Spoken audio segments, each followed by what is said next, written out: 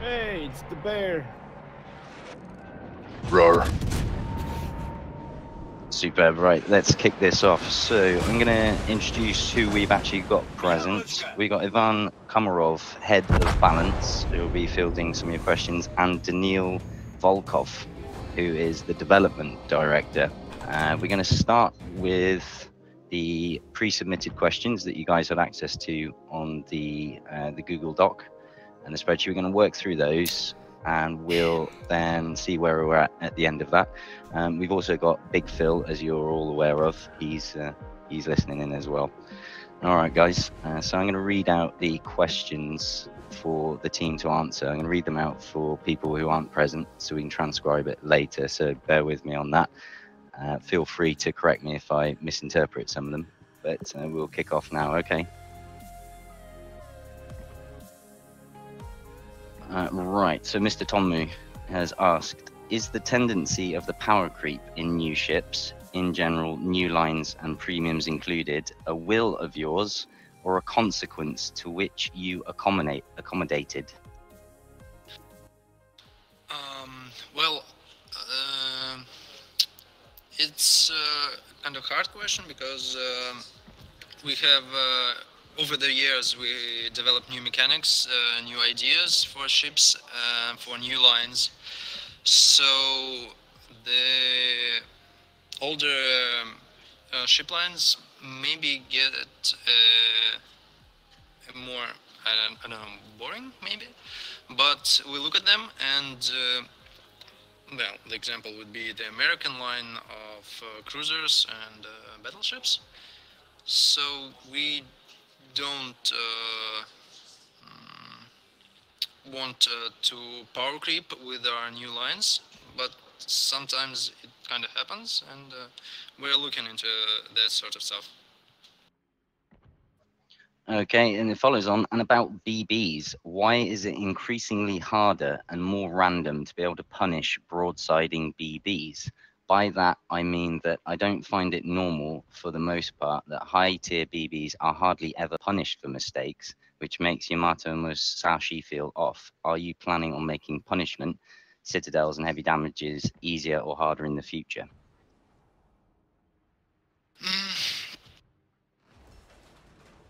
To go with the British BB version of lowering the citadels. Please, but we all have to consider that from the historical point of view, the battleships were designed to withstand the damage from other battleships. So, for example, the new French BB line, it's kind of susceptible to citadel damage, but at the same time, they have the turtleback, kind of, not the German one, but still. And I guess it's well, we are not going to just change it in existing lines, but in the future we are just I don't know. We'll have what the engineers were looking in the battleships. Fantastic, thank you. I'm going to move on to Online Gamer, who's asked a few questions. The first is, will Zhao get HP back? She has the lowest HP in tier 10 cruisers. What the fuck? From the survivability point of view, the Zhao is totally okay, because she has concealment, the great ability, and a good range. But as I think you know, Zhao gets a buff through the 12-kilometer torpedoes. Okay, the second question is pretty short and simple. Will CVs get rebalanced again? I can answer this one. There were a lot of questions about CVs in general. You all know that we are working on a new versions of carriers. It's in production right now. And of course, they will be rebalanced. It will be a different class, and everything that kind of interacts with carriers also will be touched. So basically, all AA for all ships will need to be revisited. All the perks, all the commander perks, all the upgrades, everything that is connected with CVs will be revisited, reviewed, and redone. Thank you, which kind of answers question 3 regarding a Lexington buff. So I'm going to move on to question 4. Do you have any plans to buff gearing? What the? Well, it was kind of buffed with the recent addition of the torps from the Fletcher, but also at the same time it's in a nice spot because it's What about the needed in Shimakaze? competitive games like tournaments and clan battles and ranks, and even in random battles it's on a good. We've lost you. Yeah, he cut off. На каком моменте? After competitive port. As I've been saying, it's in a good spot in competitive scene, and also in good spot in randoms. So I guess no. Okay, the next question is, will upgrades and modules be buffed / nerfed in the future? We don't have such plans. If you're referring to the usual ones.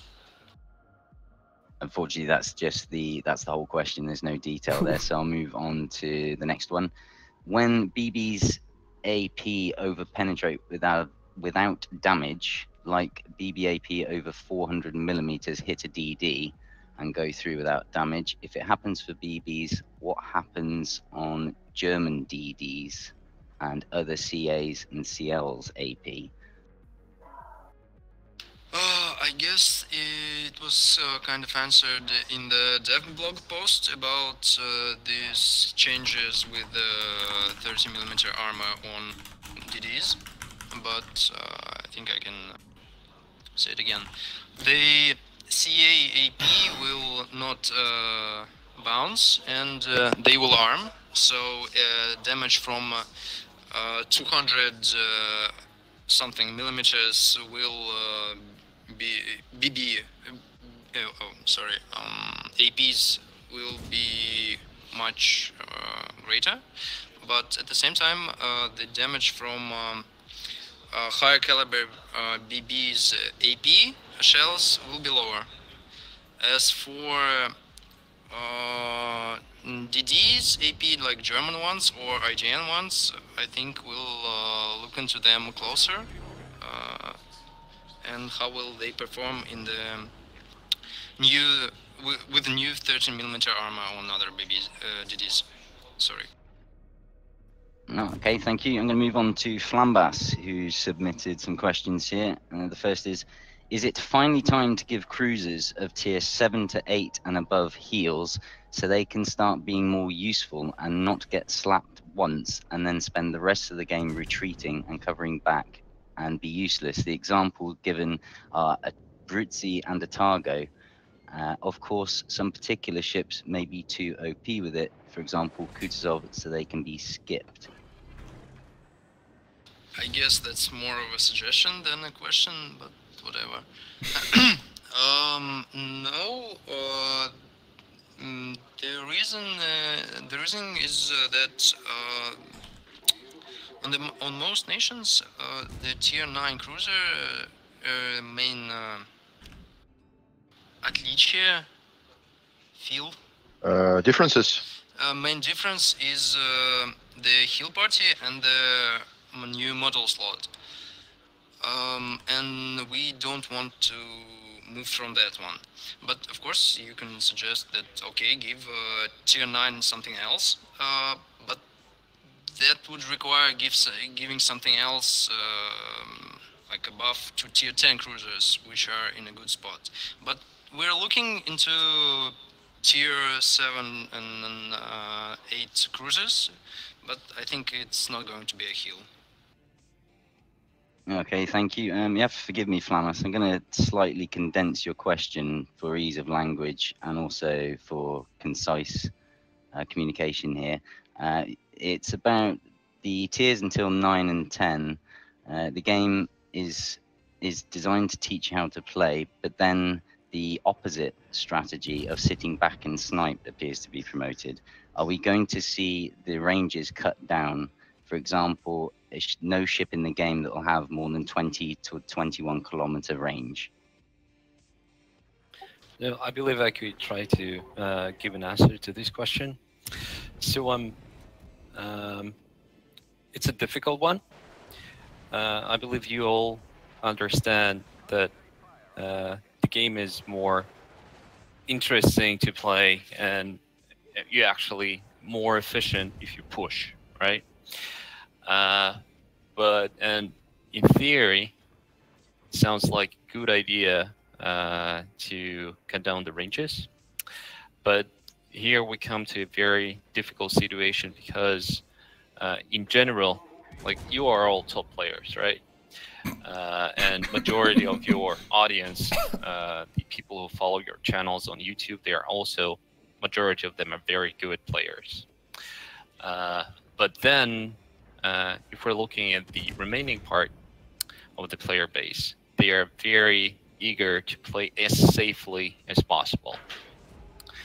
And we've been discussing this many, many times. And basically, this is a very big move in terms of removing something that players love. This is something that we've been discussing, we will be discussing, and hopefully somewhere in someday in the future, we will actually decide to make this rough decision and maybe shorten the distances of the game. Okay, the next question is quite an interesting one. Will World of Warships, World of Tanks, and World of Planes ever come together? And by that, I think he means a combined arms. No. Unfortunately, the technologies of those three games are so different that it's close to impossible to bring them together in one client. And also what a tank could do to a ship, right? Yeah, thank you. So the next question there, will we ever get a counter to the radar consumable? I guess everything is possible, but right now we're not looking to that direction. Is radar ever going to get reworked to be useful only if there's no hard terrain in the way? So line of sight, I believe this means. We discussed it. Ultimately, it's very hard for a player to. It's a hard mechanic. Right now, you just like you see on the minimap. Okay, there's DD. He goes in smoke, and you don't see him. You pop radar, and if he's in the circle, you see him. It's easy, but with the like this line of sight, it gets harder progressively, and also it kind of I don't know, destroys the information gameplay, like in ranked when you are near the island and you pop radar and you see something, you get information, although you don't have a line of sight to that. Okay, thank you. Will clan battles ever look close to what World of Tanks clan battles are, with a big map divided into sectors that will generate real goods for players to farm like gold? I can try to give an answer to this. We are planning to develop different clans activities further. We love our clan community and we want to bring more stuff to them. We've been discussing global map many times, but it's actually not really, it's not the best, the most popular clan mode in World of Tanks. There are a lot of different concerns World of Tanks team has with global map. So I think it is possible in the future that we'll have something similar, but not in the nearest future. Okay. Will we ever get battle cruisers officially classed in the game? Um, they are in the game right now, and they kind of function like the battle cruiser. Battle cruisers, like you can look in the cron tab. It's basically what it is. So why make another icon and the one that some players won't know or won't understand, because right now there are not that much battle cruisers in our game. So I guess it can happen, but not in the near future. Thank you. Moving on to Volgar Viking, who has asked, will we get destroyers with the ability to swap out deep water torpedoes like Sashio to normal torpedoes in the same way that CVs can choose AP or HE dive bombers? As for Sasha in particular, we thought about it, but ultimately, from the other side, not the Sasha player, but the one who's getting torpedoed, you kind of want to know, does the Sasha pose a threat to you? Like right now, you're in a cruiser, you see an Sasha, you don't. You know you can kill him, and he can't do anything to you, basically. So it's clear, and we didn't want to American do AP anything angles. with it. Balanced. So I guess with the deep water torps right now, the answer is they will be exclusive on the ships, especially due to this reason. Okay, thank you. Moving on to TW Darksoth, who has asked, why does Shimakaze have different ammo attributes to other IGN DDs? So it's the example given is like the Yugamo version HE alpha damage difference and the difference that makes in knife fights between DDs. I do believe they are the same. I kinda checked that.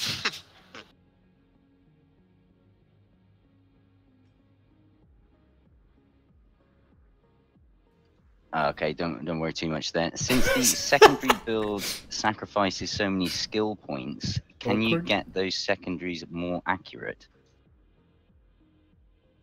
I believe that the secondary build is viable as it is right now, and it's fun to play, and it's kind of powerful, but not that powerful. Like you won't get secondary build into competitive, but no, I think they are fine as it is right now.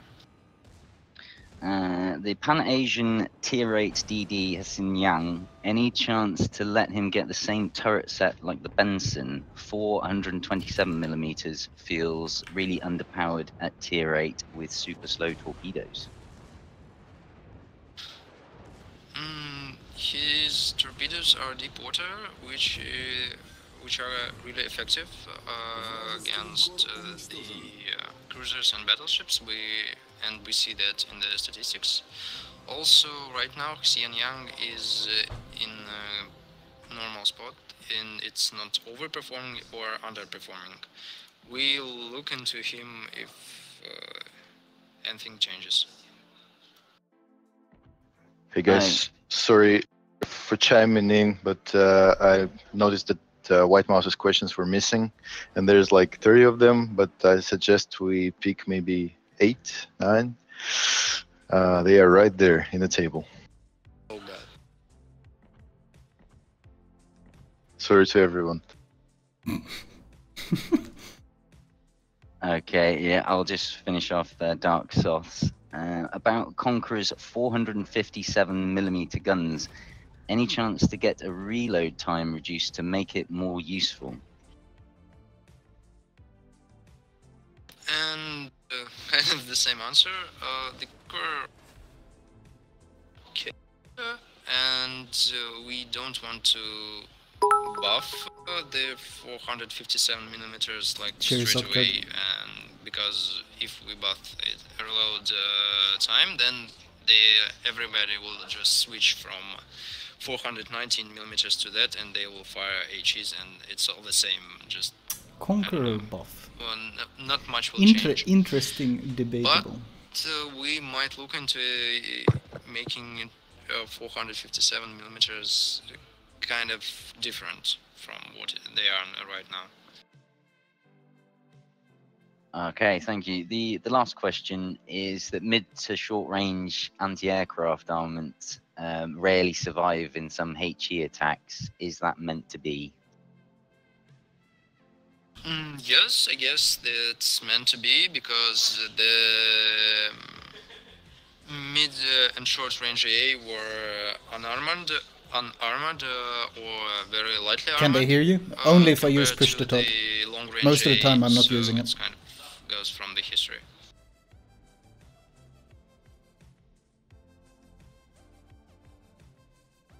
Okay, thank you.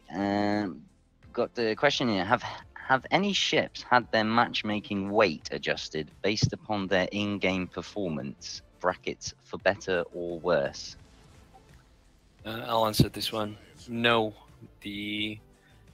nothing affects the matchmaking of particular ships, and nor does the player's stats. Thank you. What criteria do you use to determine what tier a premium ship will be placed in? At first, it's a guess. Well, an educated guess, you could say so. And then, so say we guys, basically Ivan and his team, they look at the ship, and it looks like a tier 7. God damn it, Bob. So they Not now, Bob. kind of set it up not fucking now, Bob. according to their formulas and all this stuff, and then it goes into the balancing process, and it could change tiers. You've seen it many times. Ships changed. Ships went up tiers. Ships went down tiers during the balancing process. Thank you for the tier 3, Okay, but not fucking now. I've got, do stats and abilities come first, or is the tier selected sort of before balance begins? Sorry, that was a follow-on to that. And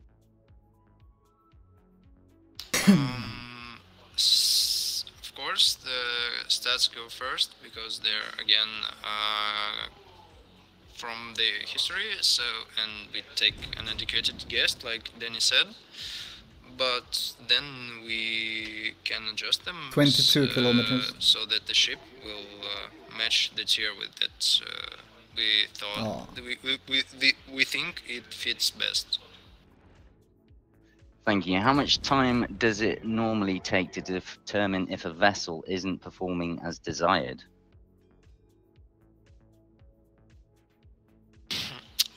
I guess it really depends. The normal releases will, I guess, 1-2 months. Then we check the stats. I mean, of course, we check the like even from the first weeks. But in the first weeks, the stats are just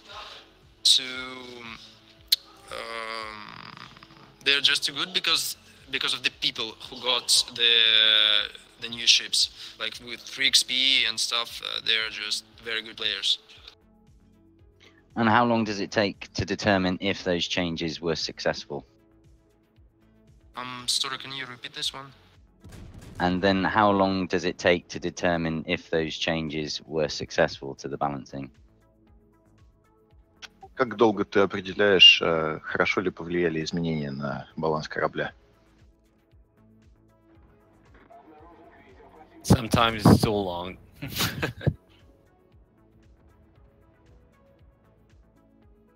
Yeah, usually it's very tricky question, because if you look at the data, there are 2 things, right?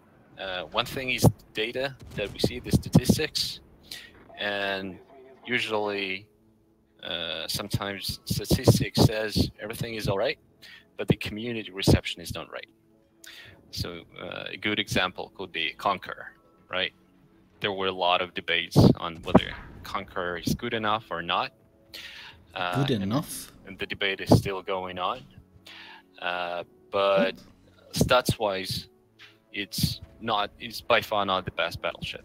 But in terms of community perception, it's not the most popular ship. Well, but people love playing Conquer, and they love talking about Conquer on Reddit in different forms. Yeah, they certainly do. The next question, actually, I think is probably pretty important for everyone. How has the increased availability of radar affected destroyer performance and population across the different regions?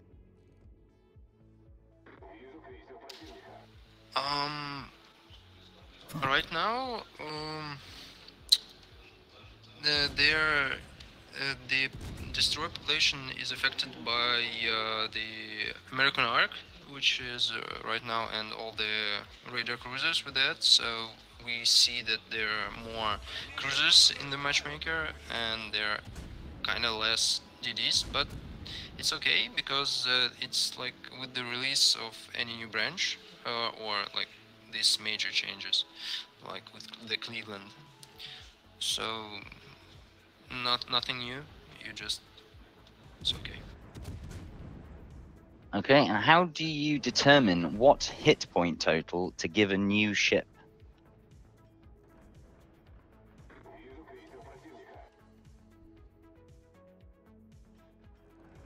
Имеется в виду общее количество очков боеспособности. Еще раз. Как ты определяешь, сколько очков боеспособности дать новому кораблю? We have a formula for every class, and so we get the volume of the ship and other stuff into this formula, and we can have the approximate of the health pool. Of course, then we can tweak it, and you know. But usually we like ideally we have kind of the rules on how we calculate certain parameters of a ship, and ideally we stick with it. But if something requires us to give additional buff or debuff, we would do it. But ideally we don't. Okay, the next question is, can Azumo get some love?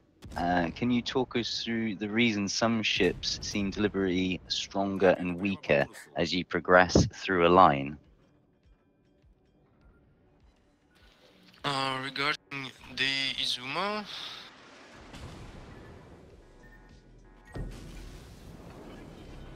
so yeah, regarding the Izumo, we look into him because Vodka is it's a not part of that that formula, bad, Flamu. balance as people like to say, but at the same time, yes, we agree that it's kind of underperforming, and what's more important, it's hard for players to adjust to a new playstyle from the wonderful Amage. And also, the Japanese line was one of the first, and with the more fresh lines, we try to follow a rule where, as you progress, you get a so your gameplay doesn't change too much. For example, if you remember the British battleships line, for example, initially Nelson was supposed to be in the line, but we removed it from the line because it offered a very different experience, similar to what Izumo does. So with newer lines, we try to avoid such ships. Okay, what are the balance team's thoughts on the Italian battleship Guido Cesare? There's a lot of concerned players worried she may get the same treatment as the Imperator Nikolai. It's Julio or Mike. Whoops. Right now, it's Sharpie, not thank you for the sub. the Nikolai in terms of its performance, but we might look into him, and we may do something, and we may not do anything. So it's not kind of decided right now. Shit spawn. Ships like the new USN light cruisers Akazuki and its soon-to-be released Tier 9 and 10 successors are highly reliant on the IFHE skill to be effective. When balancing these ships, do you delineate between the test performance of those using IFHE versus those without?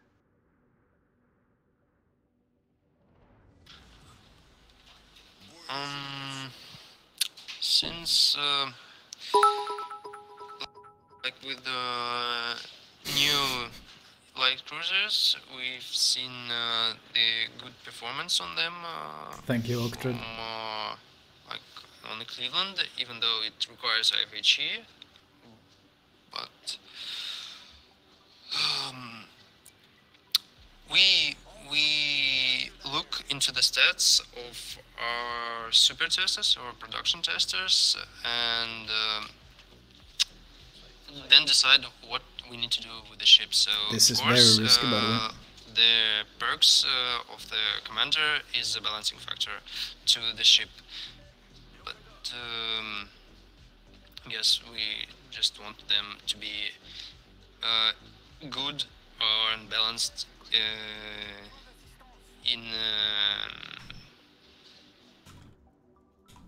в среднем. On average. On average. Yeah, and there was also a previous question about taking into account other variables such as skill factor and how different play styles and whatnot. Of course, we're not just looking at average numbers.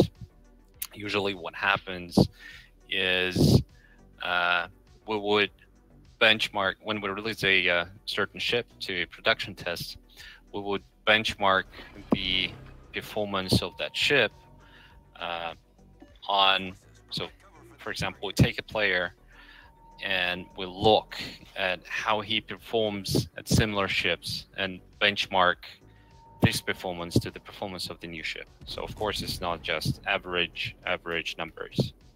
We'll look at play styles, we'll look at different players and how different ships are played by different type of players. When balancing a ship, do you factor in how it's used in a division when there's potentially 3 of these ships on a team?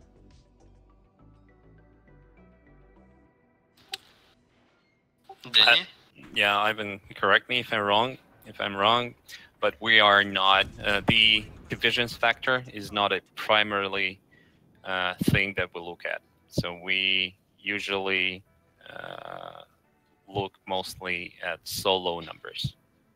Yes, that is correct. Although we, of course, think about some ships being more objectively more powerful in the divisions, like for example the Worcester.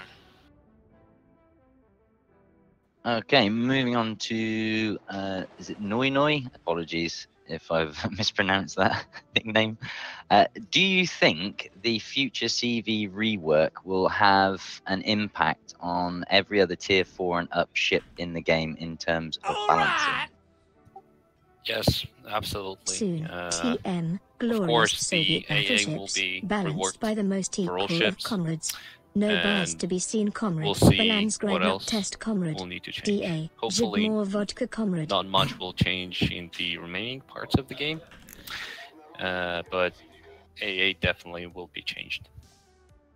AA rework. Okay, thank you. The next question is from iChase, I believe. Why is it that post-global changes, certain ships were not adjusted to improve their performance?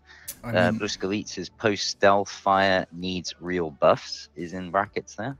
While other ships like Kutuzov, after post-global changes to BFT/AFT, affecting the 152mm, was allowed to retain its benefit from those skills. Like, to be fair, chat, a lot of the answers they give are because some of the questions are really fucking stupid. Kutuzov was initially balanced with the thought of skill rework, and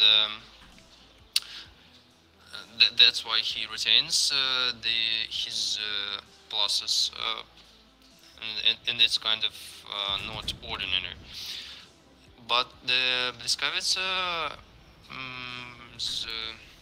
performance right now is okay.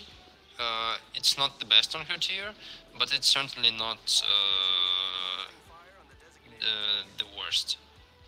It has its upsides, like the good alpha on the guns, and she's the universal ship in that sense.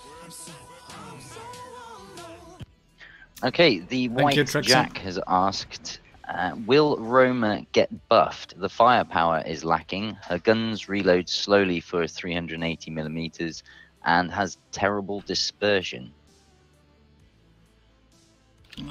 But at the same time, Roma has very good concealment. And insane fucking armor as well. What the fuck? Penetration on the guns. What are these and, questions? Quite good armor scheme.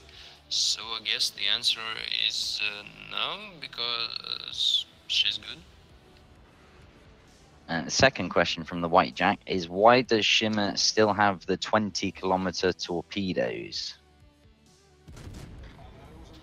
I guess Danny kind of answered this question with regards to 20-kilometer range on the tier 9 and 10 ships, because players generally love these 20-kilometer torps, and they play on them because they're easy, and many players like some easy gameplay, and that is one of the reasons that the IGN DD line is is really popular, and the Shimakaze is the most popular tier 10 ship in the game.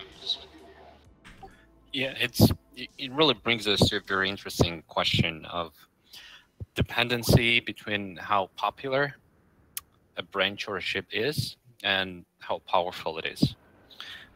For example, if you look at the current carriers, right? They're super powerful. You can carry, if you're a good player, you can carry with carriers easily. But they're not powerful. They are not popular at all. And for example, if we're talking about Shimakaze, this is the most popular tier 10 destroyer, and maybe even tier 10 ship. Don't remember exactly. Tier 10 ship. Yeah, the most popular tier 10 ship. Well, it's by far not the best, but it's enjoyable to play for a relatively large amount of players. It's easy to play, it's kind of relaxing, and even though they're not like killing everybody, right? They're not carrying their teams, they're not performing super well, but this is still the experience that they like. So sometimes there are weird things like those 20-kilometer torps on Shimakaze, and you as experienced players understand that these torps make absolutely no sense, but they bring joy to a lot of players. Okay, Rondov has asked, is there a plan to nerf the high explosive penetration of the German cruisers?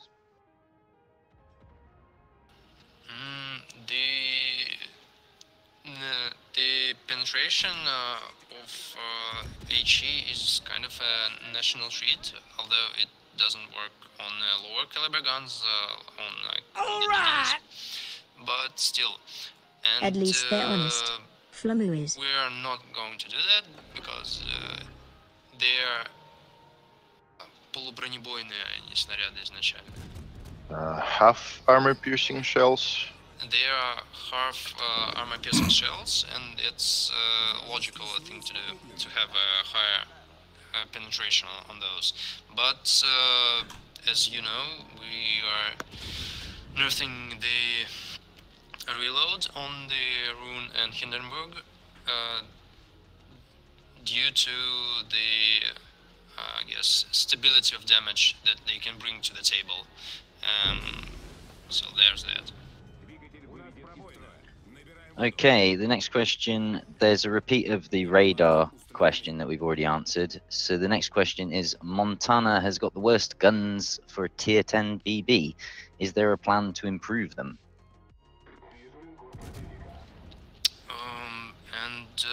Still Montana is kind of one of the best tier 10 BBs. I guess the Republic right Why would now they buff that? can only threaten the throne of Montana. She's good in competitive scene and she's good in random battles, so and also her gun is absurdly accurate. But I wonder. I think I am actually humble. I think I'm much more humble than you would understand. Okay, Eurocat once again mentions the CV rework. Thank you for the third time. Asked if the AA mechanic strength will be changed accordingly, which I believe you guys answered just a bit earlier. Then the next question, is there going to be a totally new AA mechanic? Yes, there will be. We've been talking about this issue for quite a while today already. Yes, there will be a new mechanic on how the AA works in general. We're still experimenting with kind of what would be the... Where's my buff, Montana? It will work differently. We're still discussing how the interaction of ship versus planes will look like, and how it will change compared to what it is right now. Okay, will there be compensation when the CV rework is implemented? Yes, absolutely. Every time we're doing even a half major change, we try to generously compensate.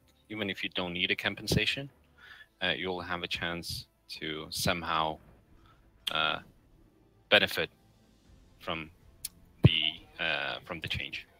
Sorry, could I just jump in shortly and ask, is there any idea of what kind of compensation are we talking about?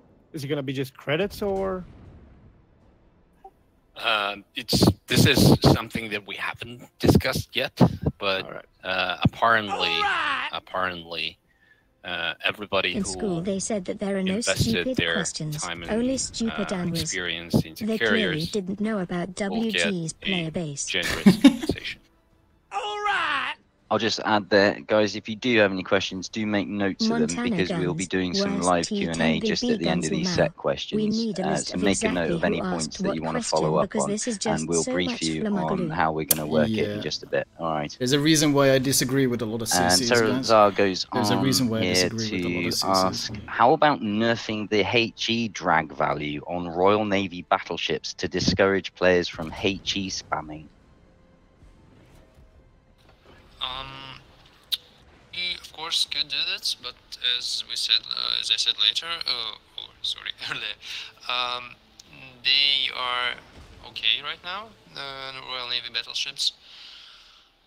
And also, if you think about it, then yeah, of course, the performance from the long-range HE spam from, I guess, Conqueror will be less effective, but that won't change the playstyle of the people who love that. Because there are two types of guys, I think, mostly, who play Conqueror. Those who play it aggressively, using the concealment and the ability to tank with his heal, and the guys who sit in the back and snipe with the HE. For the first type of guys, there won't be a change because they're like already in the heat of the battle. But for the second type of guys, their effectiveness will just radically drop. Also, they'll have to adjust to the new ballistics, PLS buff stalling which will rad, be very not painful strong for them, enough. and also if you have someone on your team like that, he will be kind of even less effective, and that's not a very good thing, because we'll be punishing those guys. Okay, the next question is, due to the amount of radar in the game preventing destroyers from operating effectively at close quarters, are there plans to once again allow them to stealth fire? There are a lot of questions about radars, and Ivan, in the very beginning, Ivan said that we're not planning to do anything with it, and I think he was just too cautious answering the question. We're like thinking about introducing other types of consumables, and radar jammers is one of the options, maybe. But I see a lot of questions about radars. We don't see them damaging the population of, say, destroyers too much. Now with the release of the new branch, which is cruisers, which are American cruisers, and they're very effective against destroyers, it kind of shifted the meta a little bit. But still, if you remember, for example, actually I'm not really sure it was the same for different regions, but just before the release of the American cruisers, we had a similar Q&A, and one of the hot topics during that Q&A was that there are just too many destroyers, and they're not like just what are we planning to do with the destroyers. So kind of the things that are happening in the game, they could shift the meta back and forth a little bit, but eventually things even out. Thanks for that, Danny. I think that was quite important for players to hear. Going on to the next question, is it possible to buff the roamer's firing angles to below 30 degrees? I guess we've talked to Bob, you madman. Thank you. Oscar and Bruce, thank you for the sub as well. Moving on to something about tweaking USN bomb parameters to deal huge damage versus most all of tier 8 to tier 10 battleships instead of almost none of them. Yeah, do you plan to change the US bomb parameters?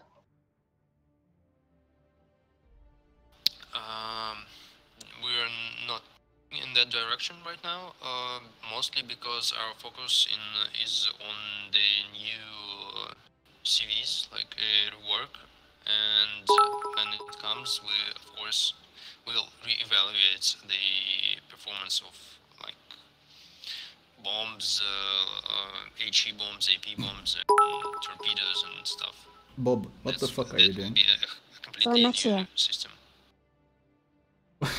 Okay, Claire has some questions regarding the upcoming special modes, especially attack/defense. The first is there a timeline roughly when they will arrive? So a little bit about the modes.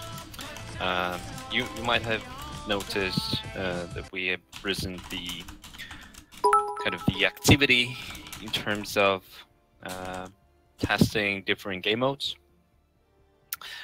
And we formed a separate team that are dedicated is basically the quality of questions with different game modes, and they their goal is to try to find a new gameplay experience for our players. It will be hard.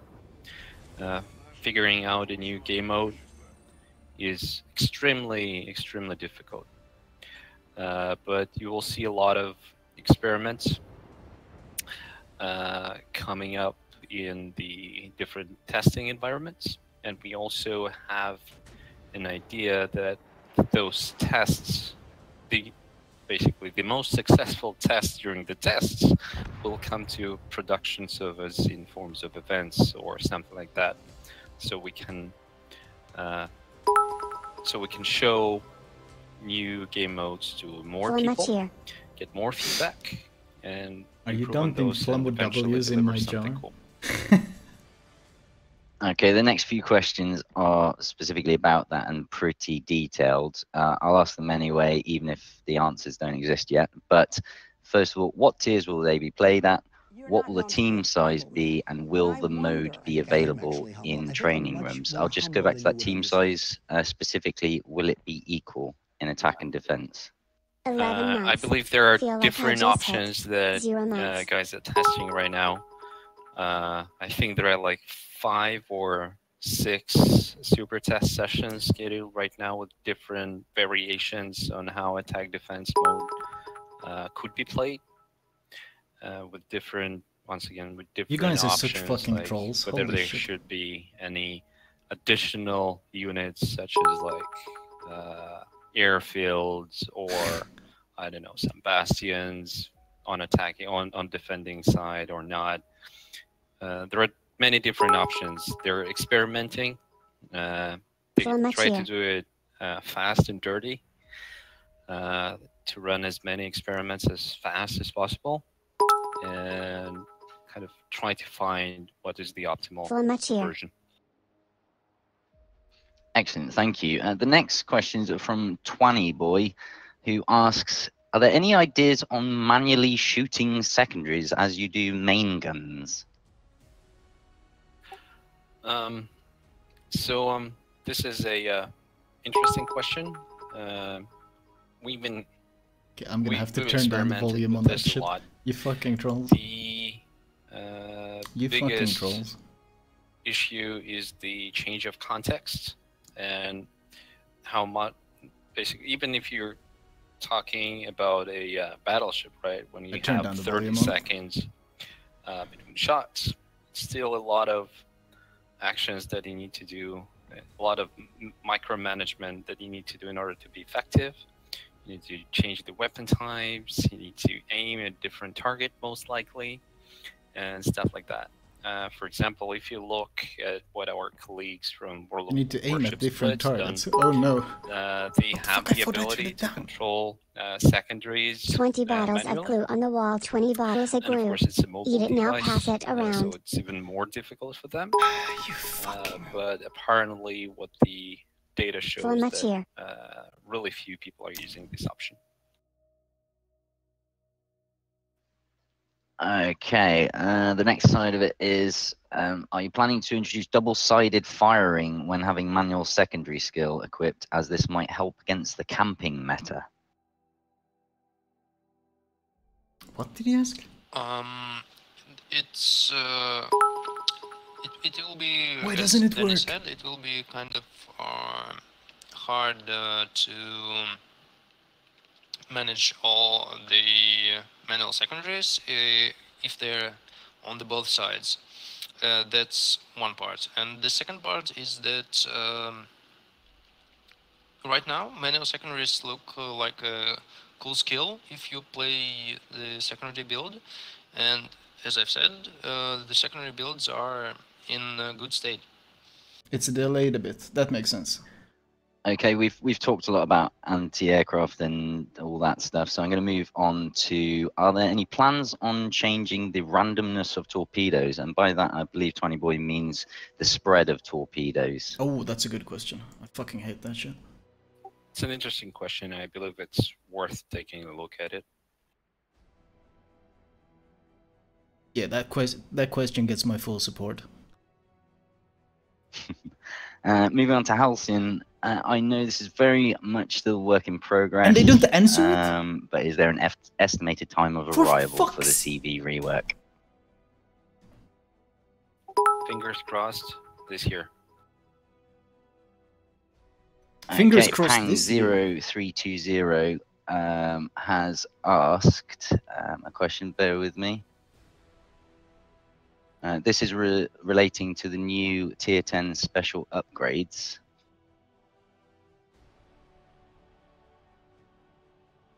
I'm sorry, I'm actually trying to find a question rather than just a report there. I'm actually going to have to skip that one, so sorry, Pang. I'm going to move to Jive Turkey, who again has mentioned radars and line of sight, so sorry, Jive Turkey. Apologies, guys. Toby, are there balancing decisions made because of clan battles and ranked, or mostly down to random battles? Our focus, our main focus, is and will be the random battles. But as I literally you disabled, but can oh understand god. that the clan battles and ranking battles are more susceptible to kind of small changes. You fucking so trolls. We You fucking trolls. when we can make the balance in the clan battles and ranking battles a bit more, I guess, good and balanced, without affecting poorly the random. Thank you, Bob, you fucking madman. And Fatso Futa. And Yeah, Artificial so just Pancreas for and this, Levilist and randoms is Stugalize. force number 1, but clan battles come very close to random, and as the time goes by, clan battles become more and more important. Ranked, not so much, but clans and randoms, yes. Okay, thank you. Helios has asked, have you got future plans to introduce the tier 9 bracket into the competitive arena? Ugh! Oh god, please no. Tier 9. Please no. We've had a lot of discussions on, for example, running a Missouri ranked season Black. on Tier 9. Ew. But Tier 9 is a very, very interesting beast, mostly because very few people keep it. Very few people keep Tier 9 because usually what the majority of people would do, they would sell their Tier 9 once they're done with it and buy a Tier 10, because Tier 10 is a much better version of Tier 9. So basically, if we do any sort of, say, tournament or ranked season on Tier 9, that means that we are asking players to spend significant amount of credits to rebuy those Tier 9s to take part in these activities. And this is something that always stopped us from doing something like this. Okay, thank you. What is Wargaming's opinion and approach to introducing more and different ship consumables in the future? Touched a little bit on this. We are looking into this, and there is one new consumable that will join the ranks quite soon.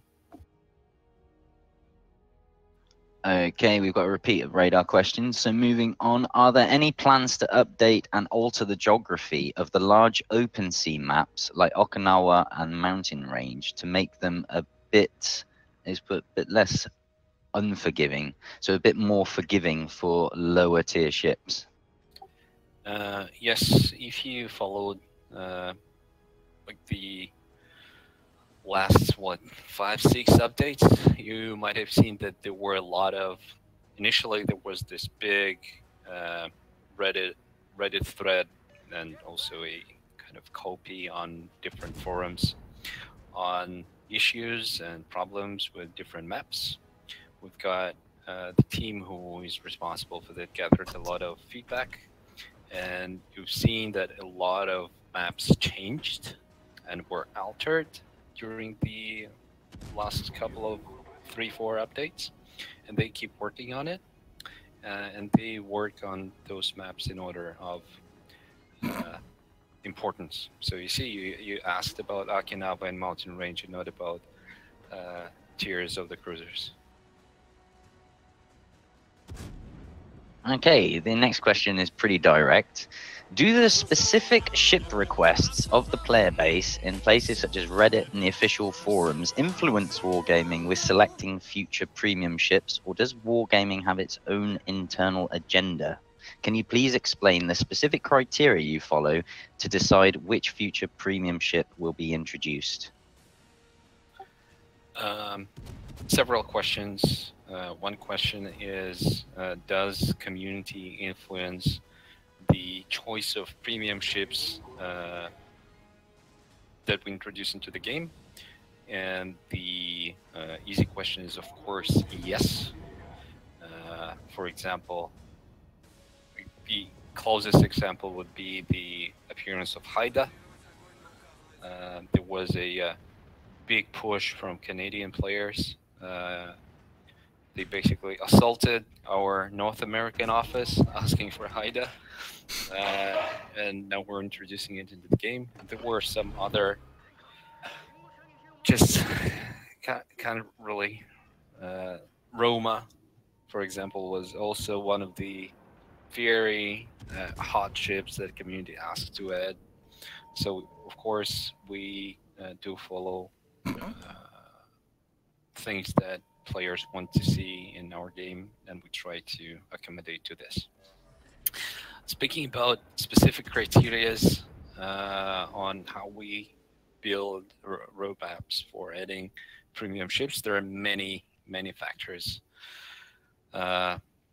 Community is one of them.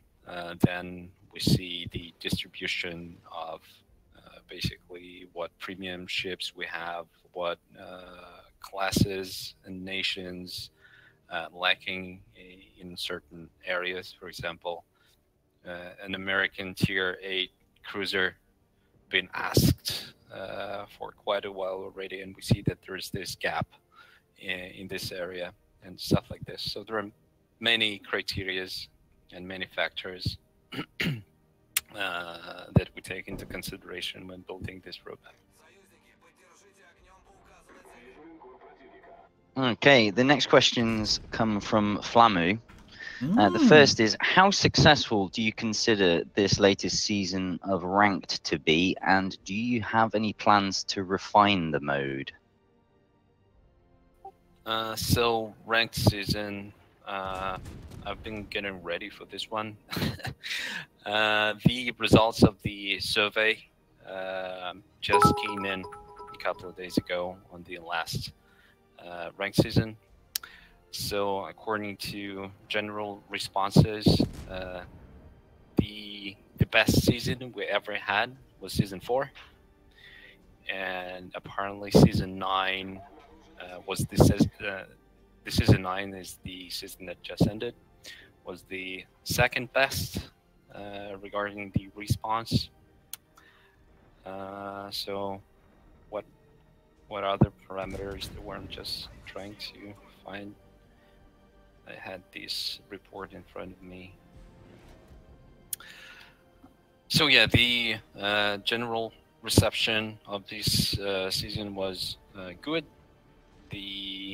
Some players loved Tier 10, some players hated Tier 10. Hated Tier 10 for 2 reasons. Reason 1, they don't have Tier 10 ships to participate in it. Reason 2, some players complained that the quality of matches was not, especially closer to the end of the season, was not good enough, because there was a lot of players who didn't know properly how to play Tier 10, and so they kind of ruined the games. So in general, it was nothing outstanding, but it was a good season in terms of the numbers and in terms of participation in it. Speaking about refinement, yes, we really want to take a look at Ranked, but we've been, over the past year, I believe, we've been more concerned with bringing the clans activities up to speed and doing this part of job, so it kind of stole the resources from Ranked.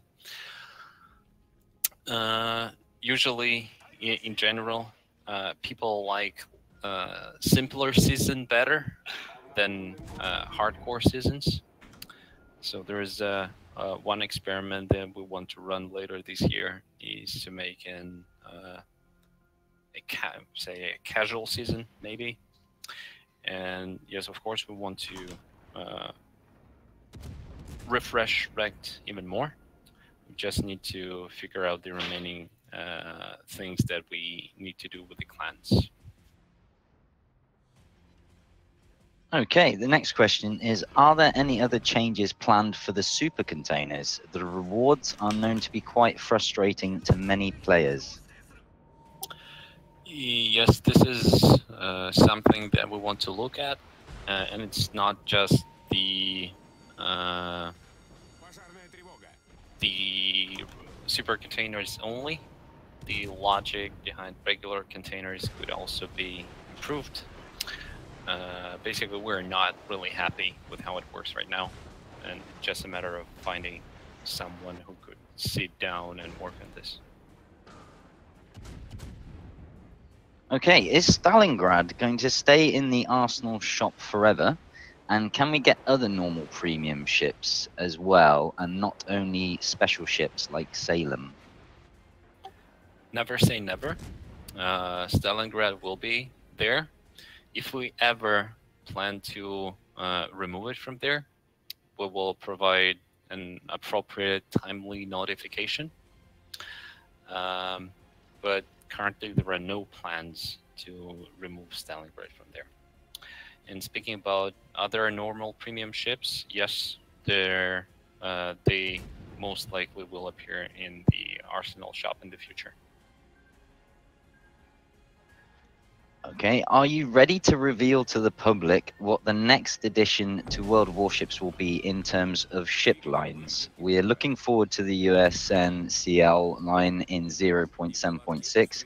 After those, we get the IGN Tier 9 and 10 gunboats. What's behind that horizon?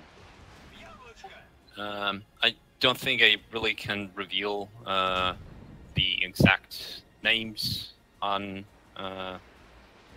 exact ship lines here, but the next ship line will be revealed quite soon, and the ships these are mine getting questions. ready of that new line are getting ready to go to the production tests in nearest updates.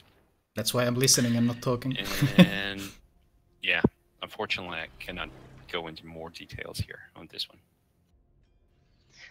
How is the progress on incentivizing people to play for objectives more coming along? We've got the spotting ribbon and in-game potential damage counter. Will they change the way rewards are being distributed away from rewarding damage exponentially over all other actions combined? So with the addition of those things, we haven't countered the economy when those things were introduced. We'll see how it goes. We'll be adding more kind of missions that utilize those tools, basically spotting damage and the potential damage and spotting. We'll see how players will react to this, and we'll act accordingly. Okay, when can we expect individual consumable keybinds? So that's a tricky thing. I think there were quite a few blog posts and Reddit posts on this issue. Basically, how many consumables do we have? 8, 10, and we only have 4 slots. Well, 5 with the addition of US light cruisers. So there are several ways on how we can approach this. First is binding consumables to certain keys, so they stay the same everywhere. But that means that you need to bind like 10 buttons on your keyboard for different consumables. And I don't really think it will be very convenient layout for the key binding. The other option that we're considering is ability to kind of swap the slots on different ships. So you can kind of tweak the placement of different consumables on different ships. That would actually work. There's still no decision That could work. No matter what we do, Swapping slots. It will not be a really comfortable thing. But yeah, this is something that needs to be solved, or at least improved. Okay, tournaments are becoming more and more popular. When can we expect a dedicated spectator mode? So this is very tricky. To be honest, we kind of gave a started the spectator mode is very close to proper. I know there is another question about the replays. So basically, in terms of architecture and in terms of the scope of work that needs to be done to deliver those two features, they're very, very similar. And we actually have it's currently in work. It's in work. We've actually done a big progress on the server side in regards to this functionality. But the biggest issue with bringing this functionality to the production environment is that we will need to do a very robust rework of the in-game HUD, of the battle HUD.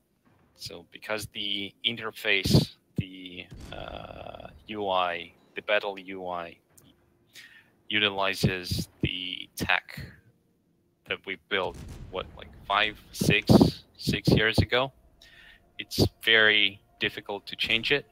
It's very demanding. And so it kind of involves, we want to do it and we're working on it.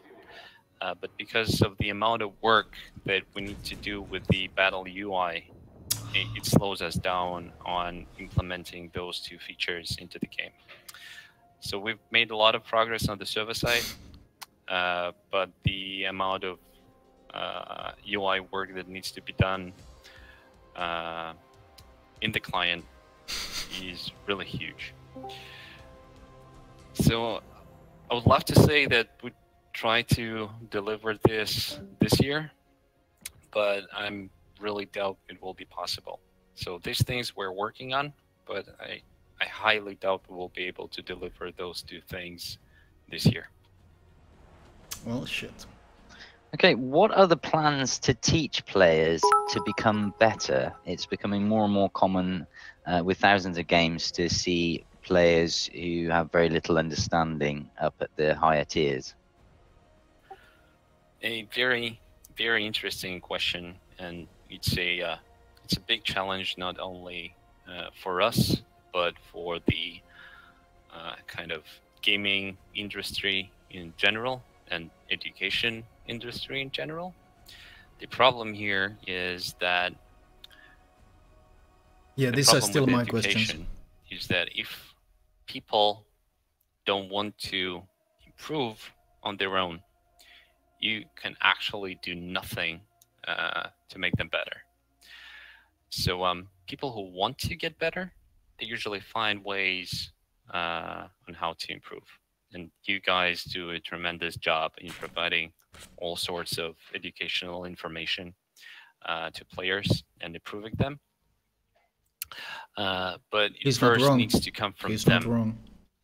So they want to, they need to start to think that they want to improve. And this is not easy. From our side, one of the things that we're working right now is we are revisiting the port UI in terms of upgrades, in terms of how you get info on ships. And we're thinking having a dedicated space where you can get different hints on how, and different strategies, different gameplay strategies on how this or that ship could be played. And this also would be a good place to provide links to an educational material, such as different tutorials on YouTube, maybe, and stuff like that. Sorry to add to that question, since that was my question. Do you not worry that you're kind of working in the opposite direction right now by adding mechanics like underwater citadels and turtlebacks on multiple ships, making pretty much mini ships completely incapable of being punished?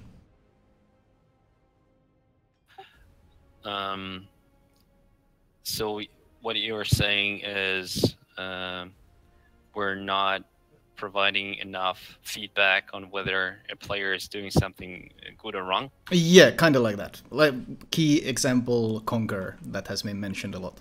It is a ship that is very frustrating to play against because, well, it's very hard to punish it in a traditional way. Yeah, I agree. I agree that some of the changes that we've made maybe were not correct, and sometimes, for example, I remember the heated talk we had with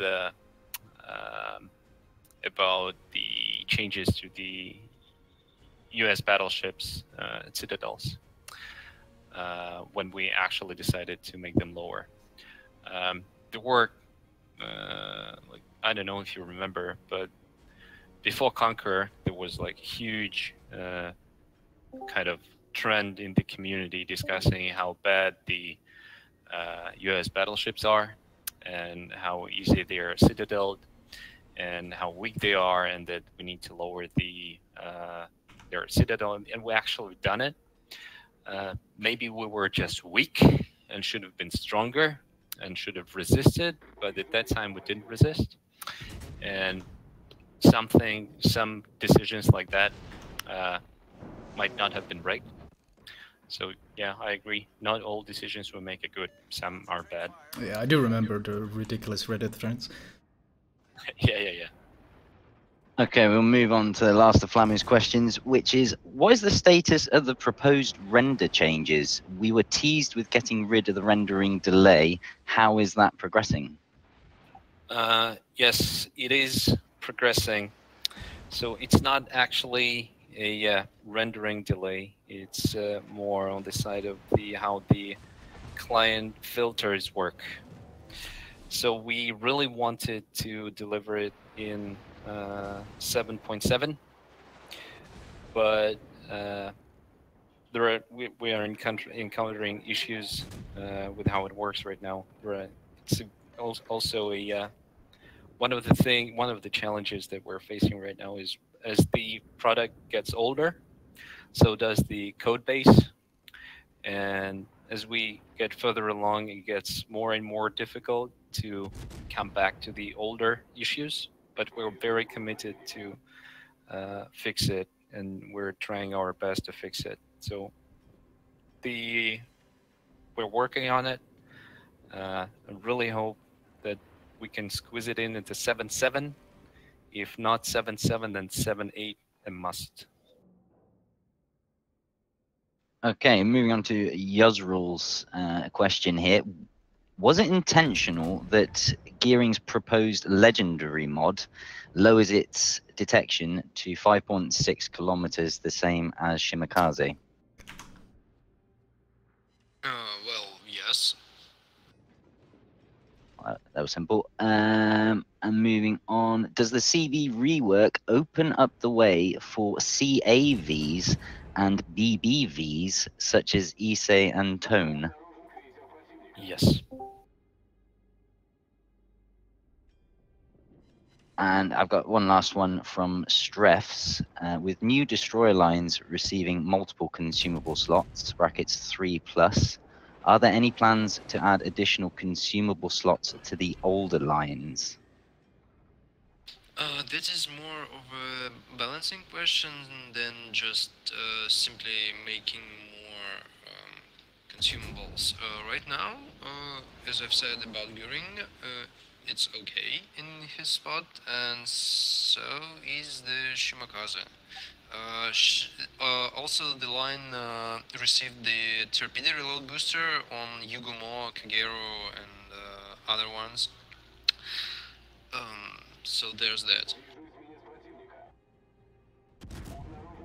Okay, thank you. Right, what we're going to do now is move into the live Q&A where people can ask their own questions. What's going to happen is I'm going to ask all those that are present who do want to ask questions to go into the text channel, the coordination, the English one, and just put a plus symbol in the chat once per question. What we'll do is then move through and then invite those people in order to ask their questions. So I'll just give you guys no Flamas, you can't put 5 pluses.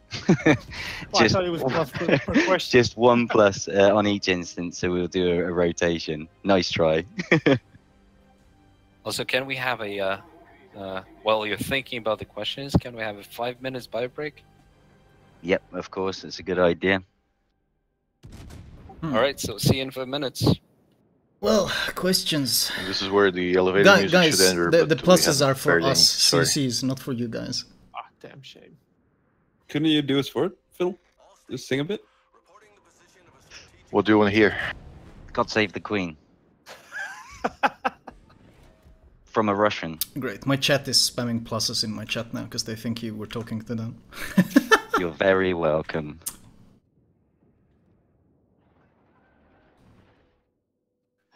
Hopefully they're screaming at their monitors. Why aren't they picking me? Okay, do I do it with the Russian accent? Because I'm ready. Of course. God save our gracious queen. Long live our noble queen. God save the queen. Send her victorious, happy and glorious. Long to reign over us. God save the queen. Oh my god. I like this guy. I actually have no idea how the rhyme goes, so that's my best guess, to be honest. Should I try rapping? Yes. Is that even a question? Lord our God arise, scatter her enemies and make them fall, confound their politics, frustrate their knavish tricks, on thee our hope we fix, God save us all. That was beautiful. That was more than just beautiful. Enjoyed your questions and the content Okay, as what do we well. do with the Rabican, next thank you one? for the 2 months light. Additional question, chat. Chat, Well, it could be just me. chat, do but you how have about some Russian anthem? questions you want me to ask? Oh shit, I'm gonna get citadelled. Believe it or not, I don't know Just the words, kidding. but let me look up the lyrics. He's not a Alright. true patriot. Then I suggest that Earl Grey does the Russian anthem. I was being intentionally quiet. I was just going to say, be careful what you wish for. Then We can find a transliteration, let me look for one. I haven't been in St. Petersburg long enough to pick up the native accent. The indoctrination hasn't set in quite yet. Oh my god, there's so many chat. I've Okay, defected already, so what event. more is there? Fuck, I need to. We're giving him some time. Okay, I need to copy these And then they'll questions give me back my to passport. text file here. Give me a second, chat. Which passport? We'll get any historical. What passport? Mhm. That's a good question. Okay, Earl Grey, you have the lyrics right there in the channel. Let's see, fuck. In order to not offend your countrymen, I'm going to politely decline in the interest of diplomacy. Another question. You gave up your ability to decline anything. UI scaling. Well, he doesn't want to get deported. This is fine. Scaling. Ah. That's a pretty good question as well.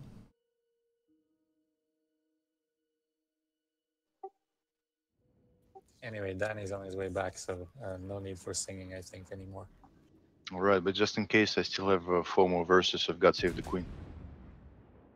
Slow mode is Just not go about- ahead, one fuck. more. This game needs to end so I can focus on the questions. Chat, give me a Thy second. choicest gifts in store, on her be pleased to pour. Long may she reign, may she defend our laws, and ever give us cause to sing with heart and voice. God save the Queen.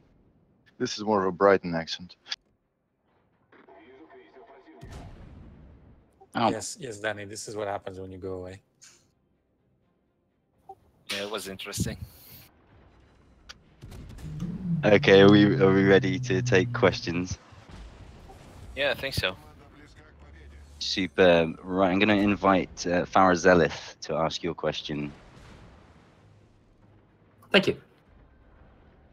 So, general CV question, because what else would I ask about? The inspiration of the carrier rework, where are you taking your influences from? I ask this because your sister game, Total War Arena, has an extremely good camera and control system. Have you had a look at that, or what's kind of influencing? Are you out of your concepting stage and perhaps close to a development? Like, what's the progress and what you're thinking?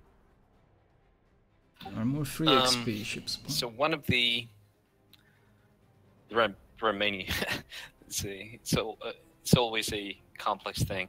So one of the core changes that we want to bring, we want to step away from the RTS archetype and make carriers more aligned with kind of the core gameplay of the game.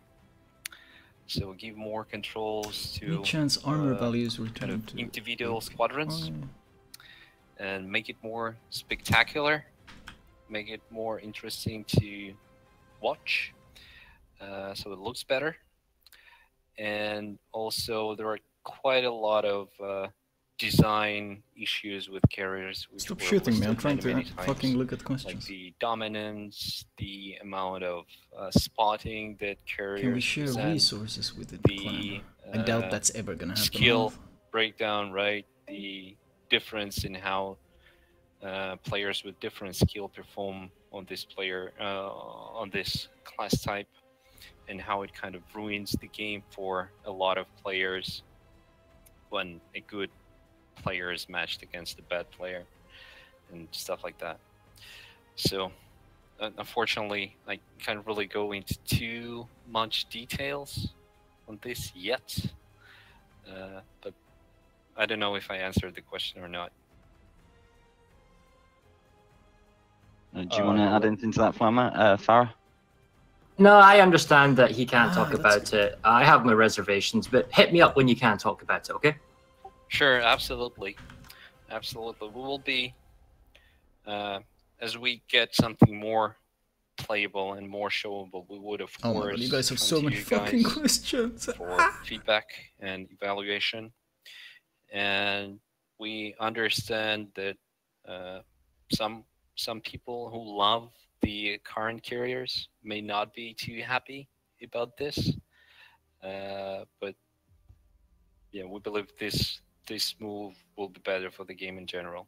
I liked how these guys shot me instead of trying to win the game when I was just AFK. It would be better for the game. Okay, I'm gonna invite the ever-enthusiastic Flambas. Flambas, hit us with your first question. All right. Most of them are very short, just like this one. Will matchmaking ever include radar consumable to be accounted for when putting ships on both sides? Because many times we can see that one team has like 1 or none, and other team can have up to like 4 or 5 radars, which seriously seems to be kind of unbalancing the matchmaking. And the same question goes for Hydro, at least in competitive gaming, like ranked. Yeah, there were quite a few questions about radars. Speaking about matchmaking, so our position is if we see that radars are affecting the outcomes of the battle too much, it would be the sign for us to change the radar, but not the matchmaker. Because matchmaker is a very sensitive system, and it really depends on many things, on population, for example. If we look at clusters with lower populations, such as, for example, Asian cluster. I think Flambas asked the tricky question. In China, we have 2 clusters, one in southern China and one in northern China. And northern Chinese cluster is even smaller. And there are peak hours when, for example, we could introduce such logic to the matchmaker, but then there are off hours when there are significantly fewer players playing, and it could be it's a very demanding thing in terms of amount of players who need to be present all the time in the game to make it effectively work. if I may just a bit of add-on as a clarification of my question. Basically, sometimes it happens that one team gets 1 and one team gets 3. How hard it is to make it 2-2? Is that a problem as well? It's a difficult question for me. It requires a more mathematical mind to answer this one correctly. But according to all the discussions that we held, it's a demanding thing. There are quite a few changes to the matchmaker that we want to do. And for example, the national breakdown between the teams is not working as good as we want to, so we want to address this. But we do not plan to look specifically at the consumables at the current point. Also, getting one last thing, getting back to radar and introduction of other consumables. This is something that we are thinking about and discussing. Maybe we need a counter for radar, for example. Okay, and the next. Sorry, sorry. I think I'll add to a question about matchmaker and radar. We've actually done a study about the Thank you, Eagle, for the sub. Effect of the radar difference on teams, just like Flamba said, and we discovered that there is not that much of a difference, statistically speaking.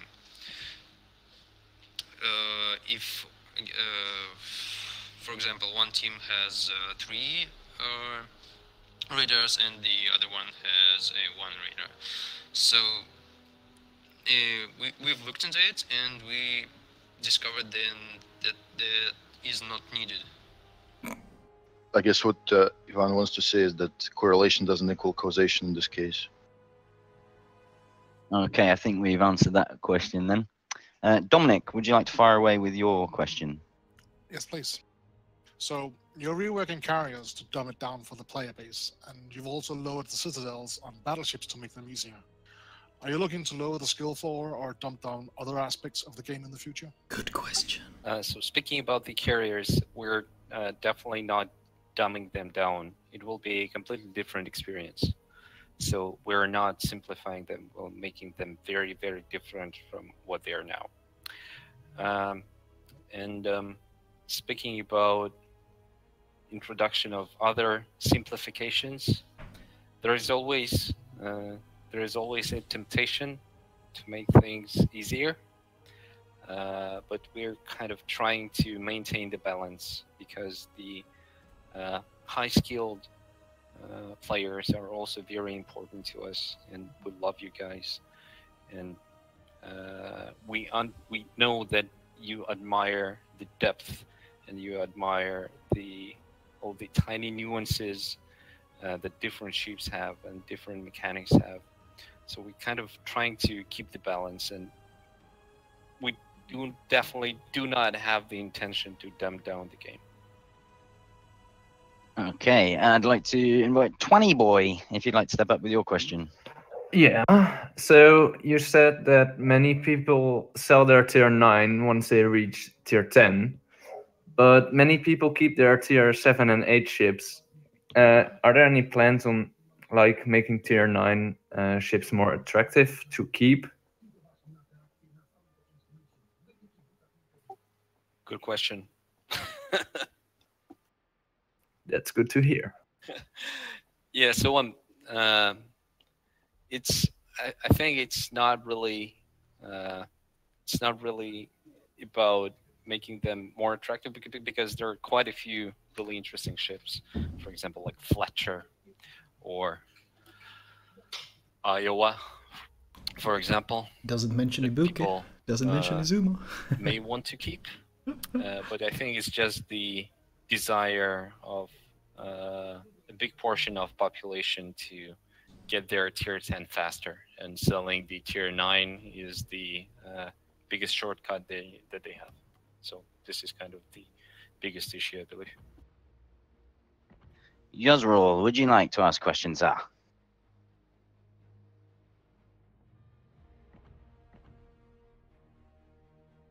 Okay, maybe not. Farah, would you like to ask another question? Yes, please. Yeah, you so can turn while it I slow appreciate that you are concentrating on carriers and that's your effort on the upcoming rework, is there any consideration, given the large amount of work that's involved, can we see any intermediate balance work going on? And I'll go in brief here. The Graf Zeppelin is wonky powerful but underpowered in certain instances. The Lexington's the worst tier 8 by far. The Essex is significantly worse now than it was the last time you tweaked it. Now, I can appreciate if you don't want to touch these things because you want to do the carrier rework, but is there a consideration that you might want to look at these things because they're kind of crap? Ivan? I guess the true answer would be that if their balance will be in a very bad state, then of course we will tweak it. Of course we will try to we are not forgetting about the production live server carriers, of course. So we might look into them and see what's there. We might All right, cool. Thanks so much. Hit me up if ever you want suggestions. As always, thank you. Call me. Flamu. By the way, thanks with the Zeppelin. It was an exciting journey. Right. Did you ask me? Yeah, fire away. Yes. Well, there used to be a mod, a really good mod, that showed you what consumables your teammates were using. I don't know exactly what happened to it. As far as I understood, Wargaming made away with it, but it was really useful. And in general, is there any sort of way that you plan on introducing team play in the form of being able to tell what consumables your teammates have? Or someone in my chat suggested being able to like control click your consumables to show the cooldown in a chat message, for example, in Teamsay. Like, it's kind of tricky when you push him with a cruiser and you don't know if he's running Hydra or defensive AA, and then you don't really know how to play around him, so to say. Yeah, this is something that we really want to add. I might make a... speaking about this mod, I might be mistaken, but I believe what happened with this mod is... I might be mistaken here. Because I might be remembering a wrong conversation. I believe what happened is that we asked to limit this mod so it only shows the allies, consumables, and consumables that are currently active, and do not show the consumables for enemy ships, because we believe that this is not a good thing to have for the game. Of course, I agree fully. Yeah, and maybe that was the reason when... But I don't think that mod ever showed enemy consumables, because I used it, and it only showed teammates when they activated it. Okay, so then the answer is yes, we want to bring this into the game, or some sort of functionality that kind of mimics this mod. Okay, that's good. That's good. Excellent. Euro, you had a question. Hello. Okay, so I assume everyone is hearing me right now. My question is about division play, and especially in the anchoring division. I made a video about it, and I just thought that last time I asked one of the devs is that they are trying to make a division like a same tier, so tier 8 division. There will be no tier 9 or tier 7 on the division. So is that gonna happen, or it's for another agenda? I'm very sorry. Can you repeat the question, please? I can repeat it for you. So Hero is asking about the division anchoring, when basically you have a CV of a different tier in a division that makes you basically get favorable matchmaking. I think we actually spoke about it at the summit. Yeah. It's cool, spill it. This is an exploit and should be removed. Okay. So is there any plan on, well, basically ETA on when it's gonna happen? I cannot answer this right now. I need to check. Okay, Yuzrul, you've unmuted your mic. Do you want to fire away? Indeed, thank you. There's a perception in the community that Tier 5 and Tier 8 are in a rough place because of the protected matchmaking at Tier 4, forcing 5-7 and therefore 8-10 bracket games to be more common. Has there been any thought given to switching over to protecting new players with a relatively small number of games rather than protecting purely based on tier? So I'm speaking about the That's a pretty good question. And further development of matchmaking, further improvements of the matchmaking. There is a debate going on inside the team on what would be the right approach to move forward. There are some interesting ideas that we go through, and +-1 is one of them, of course, as you may imagine. And I believe we will be, it's one of the hot topics for the next week that we'll be discussing inside, and something that we need to agree on how we would approach some of the hot topics that are circulating in the community right now regarding the matchmaking. Okay, Flamu, would you like to go? This one is a bit different. A lot of my viewers actually really enjoyed the Dunkirk event, and they're wondering, will there be any sort of historical events, either PvE or PvP focused events, scenarios, whatever, on the same scale?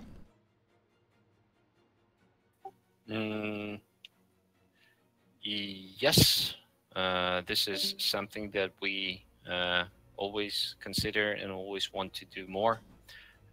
For example, if you look at the latest campaign that we released, the Halsey campaign, and the collection kind of conveys a lot of interesting historical information, and based on history, personalia, so to speak. Speaking about making more PvE scenarios in the future, it is a possibility, but currently what we want to concentrate more, we want to kind of switch focus a little bit and try to explore the additional PvP modes and different PvP experience, alternative PvP experience that we want to bring to the game for additional variety. There's an arm at the back saying, please sir, Flamas, do you want to step up? Yeah, sure. Here's one of the questions that my viewers are asking me almost on a daily basis multiple times. Is Missouri ever coming back? And if it comes back, is it going to be the same Missouri that everybody else already has? Or is it going to be just another version of it, like we have Alabama and Massachusetts and so forth? Is it going to be the same, or is it going to be changed? Or is it not coming back at all?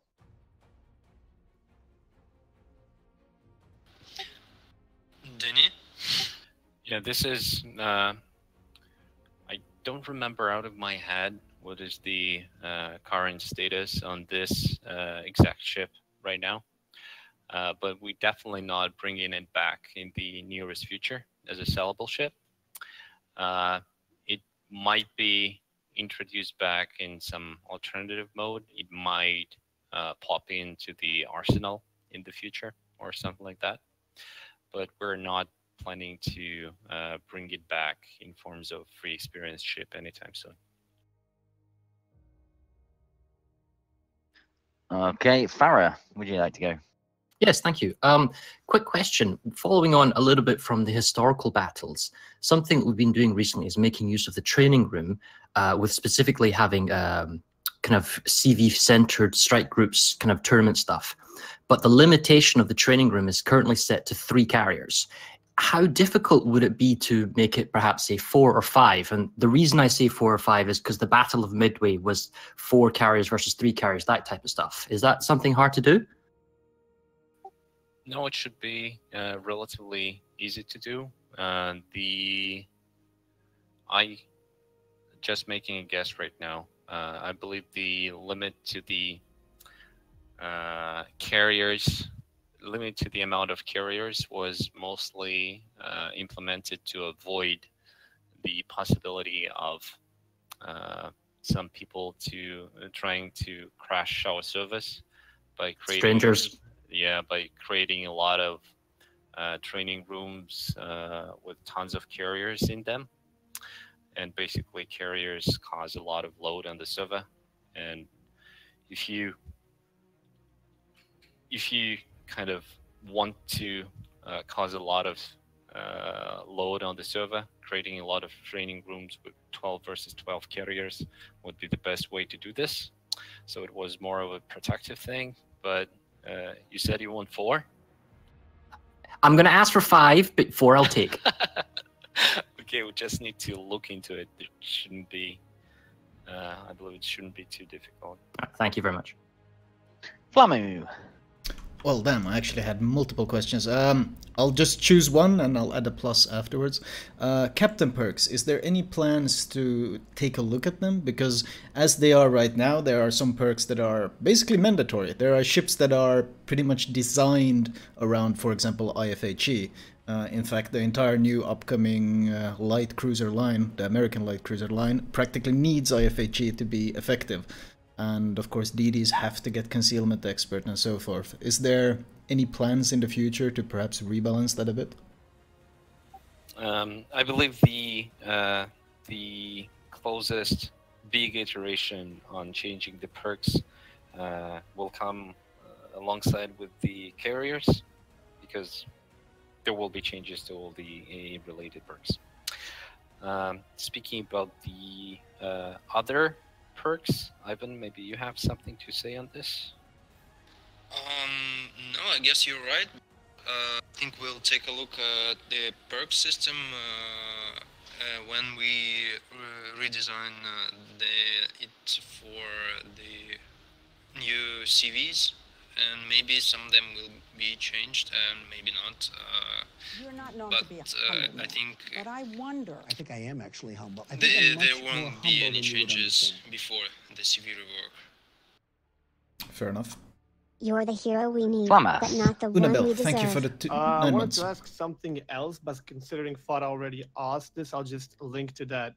About the carriers in a training room, is it possible to limit only certain people, like community contributors, to be able to create training rooms where there will be multiple carriers, even 12? Because I remember in a Sunday Funday event that I do every Sunday, I created an event where I put 12 AA spec destroyers versus 12 carriers. And it was one of the most popular and one of the most viewed sort of an events on the Sunday Fun event. It was super fun. Now, I'm not trying to crash a server or anything like that or create multiple rooms like this, but just one, even with fully filled with carriers, would that cause so many problems, or is that completely out of the equation? It's a question about whether we can allow, and I cannot answer this question right now, whether we can allow specific people to have custom rules on what they can do and what they cannot do in training rooms. Just need to check. Just need to check and talk to the guys. All right. Well, let me know. Okay, Farah. Hello again. Quick question. I already know the answer to this, but it's more so we have a definitive answer from yourself. Every single video I post to YouTube, I get 20 responses, so it's a bit over the top, saying, when's the Graf Zeppelin going to be released? Now, my hunch is that you're not selling any premium cars until the CV rework is done. Is that correct? Yes, absolutely. Thank you. Flamu. Right. Well, the thing I want to know about is, are there any plans to change the way spotting information is being given to players that are spotted, because right now it's extremely awkward if, for example, you get normal spotted, then you get radared at the same time. It only displays one icon at a time, so you never know when it's safe to, for example, smoke up, because you don't know if the radar is still active, and it shouldn't be too much of an issue to just show all the forms of spotting that are going on at the same time, instead of basically having to guess which thing is spotting you at the moment. I think currently radars overrules the regular spotting. Yes. Yeah, so basically if radar spots you, it makes no sense to smoke up. Yes, but you don't know if you're forced to smoke up when the radar spot. Like, is there any possibility of showing all of them at the same time? It doesn't show planes either, I think. It should. Okay, this is something that we need to look at. And radar doesn't overrule normal spotting. I'm pretty sure normal spotting comes first, and if you smoke up, then you can still be radar spotted afterwards. I don't think it works like that. Yeah, I think it works like that. Some of the things that we've been discussing lately is there is not good enough differentiation between the hydro spotting and radar spotting. So basically, I believe it's the same icon. So this is definitely needs to be changed because it's confusing. But thanks, we'll just need to look into it. Roger. Okay, Flamas. About the UI in the port, is that sort of if you want to call it a problem, a feature?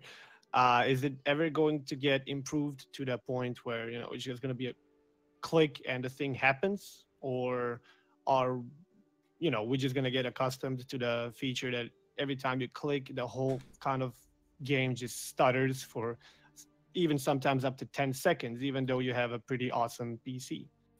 Yeah, it's terrible. It's terrible, and we're aware of this problem, and we're working on fixing it. And the the biggest issue with it is the bigger your port gets, the more ships you have, the more laggy it becomes. So it kind of thinks that damages the most loyal and the most valuable players for us. So it's terrible. Very sorry for this. This is something that we're working on and fixing, but it's a challenging thing. But we're working on it, and we will fix it eventually. All right, thank you. Sarah, next question, please. My question is very similar to Flambas's one. You spoke earlier about the battle UI alongside the ice cream machine. You talked about the battle UI related to the port UI.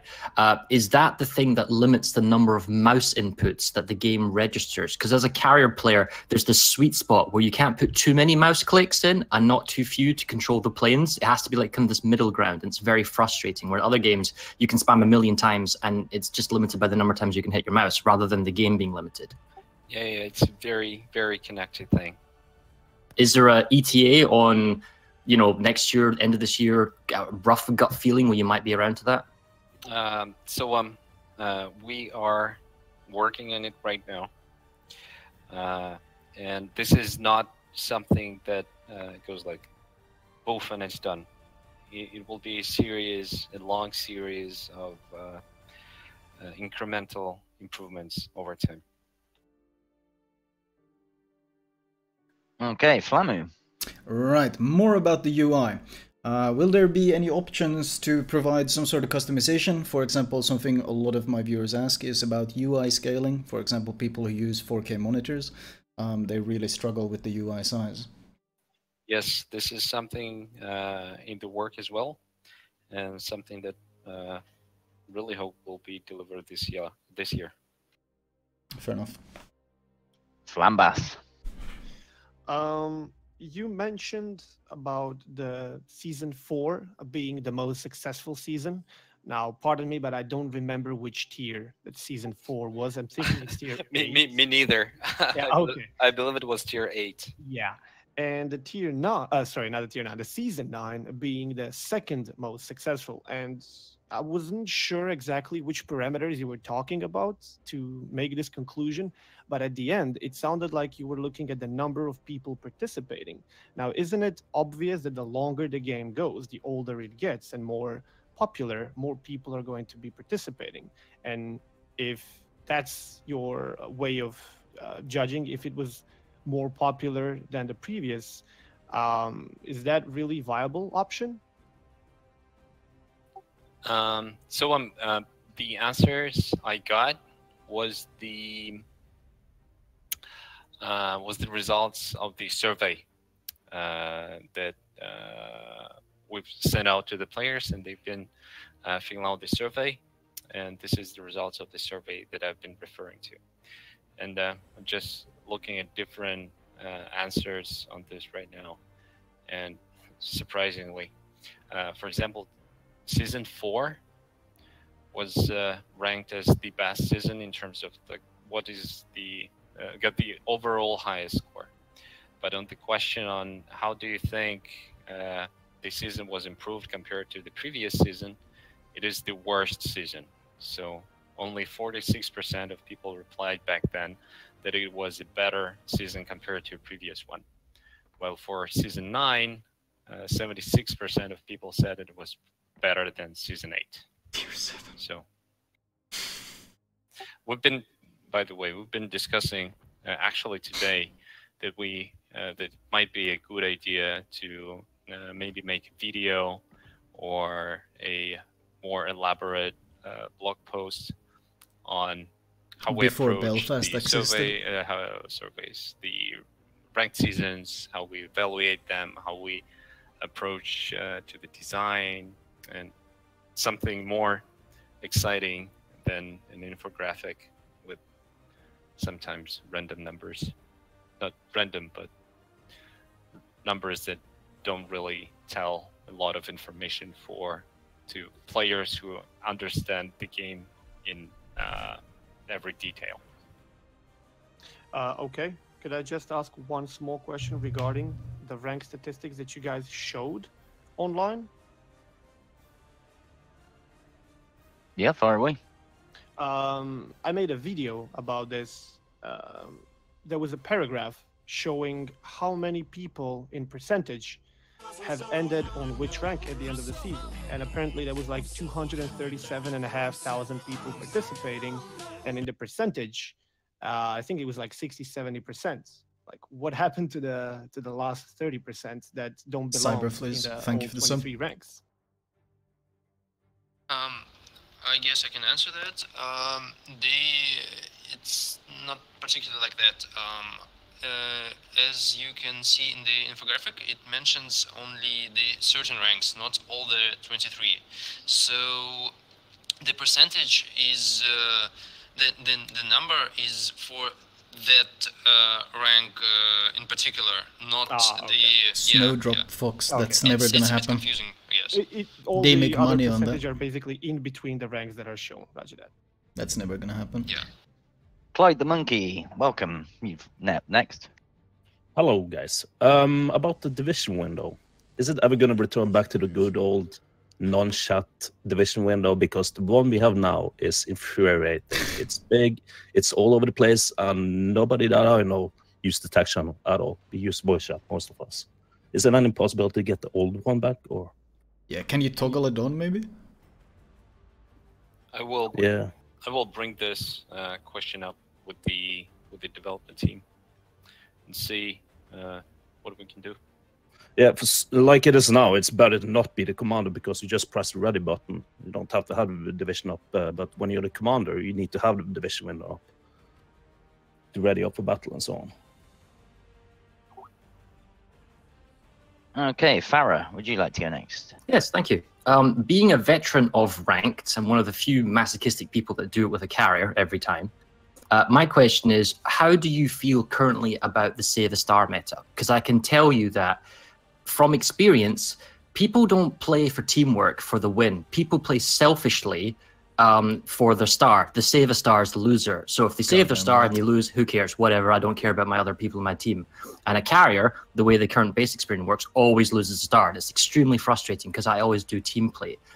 and I know that I'm not the only one here. I know a lot of people don't like the save a star meta. Have you considered it? Rethought about changing it around? What's your opinions? Yeah, so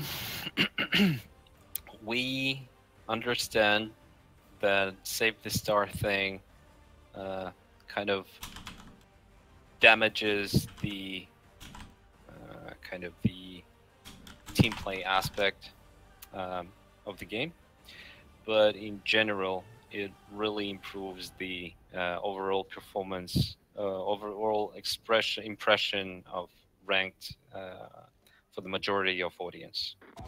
So the perception, we talked for a very long time, and there were a lot of fights and quarrels whether we should do this or not. And eventually, we've done it. And all the matrix in terms of participation, in terms of how players retained, how many battles they played during the ranked season, it improved drastically. Not by a small portion, but drastically.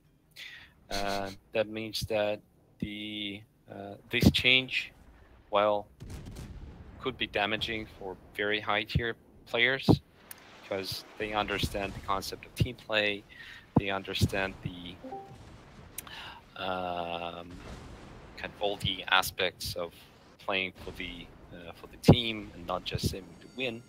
But in general, this change improved the experience of many people in ranked. There was recently a very good episode. I don't know if you guys follow it. There is a YouTube channel called Extra Credits, and it's a YouTube show that cover a lot of game design topics. And one of their latest episodes was about the letters in games, and it just resonates a lot when you think about the evolution of ranked in World of Warships when you look through it. Okay, Flamu, would you like to go next? Well, building upon that, the current way how carriers get no rewards whatsoever, I wanted to ask, first of all, are you considering revamping the way XP is rewarded, so it's less damage focused? And second of all, showing it in the UI, basically in detailed statistics, telling us what exactly gave us how much XP, so people would have a better idea of what's actually rewarding their gameplay. Question number one, whether we want to increase the role of support activities in giving credits and experience points. So the general stance right now is that we don't really want to go too far into this, and we're looking at the numbers, and so far we think that it is working relatively well right now with how it is. So basically, even if you don't do any damage and concentrate on spotting and basically on spotting, right? You will still have a decent amount of experience and credits, but the majority. So our philosophy is that we, in regards to how we distribute the credits and experience points during the battle, is that we reward the actions that advances your team the most to the win. And in majority of cases, it's dealing damage, and because it's also I believe we had a very comprehensive blog post something like a year ago on how the economy is calculated, and there were elaboration on why we do this, if I remember correctly. And the things that bring you the most to the win is capping and dealing damage and killing enemies. There was a second question, I forgot about it. Any ideas of displaying how this XP is rewarded in the stats? Like, for example, under spotting, for example, it could say gave you this and this much XP and so forth. Yeah. So a little bit. So currently, with the current system, it is impossible to say in real time what action contributed to what amount of XP, because a lot of it is calculated once the battle ends, depending, it kind of takes into the account the overall contribution of players during the match and distributes the credits and experience points accordingly after the match is over. So with current system, it's just impossible to do it. No, I meant in the score screen after the match is over. Then this is an interesting thing. A little bit of history, why it's done the way it's done right now. We kind of inherited the system and kind of a lot of philosophy from World of Tanks team initially. And in the very beginning of World of Tanks, it was considered that if players will know exactly what action contributes to their credits and experience gained the most, they will try to exploit the system. And kind of, if we don't show it, of course, it will make a better quality. It will lead to better quality battles overall. What? So I think nowadays no one remembers, except maybe me, about why this was done that way. But this is something interesting that we could get back and look into. But I mean, can't you just give a lot of XP for objective play, and then you show players that objective play gives a lot of XP, and then you get high quality games? Mm-hmm. I got it. Okay, Dominic? Yeah, on the topic of ranked, the ranked 10 irrevocable caused some problems for the 10 to 5 brackets. Can you give your thoughts on the ranked 10 irrevocable and how you plan on doing the irrevocable ranks in the future? Can you please repeat the question, because I didn't... I can. So the issue is that irrevocable rank 10 caused a lot of low quality play from ranks 10 to 5, if I'm correct? Yes. There you go. Yeah, this is getting back to letters systems and that there are in games. Kind of not having irrevocable ranks at all leads to a lot of churn from the mode, because if you don't provide this kind of ladder step to a lot of players, they're just not competitive enough, and just they don't have the nerve and they don't have the skill to actually keep progressing.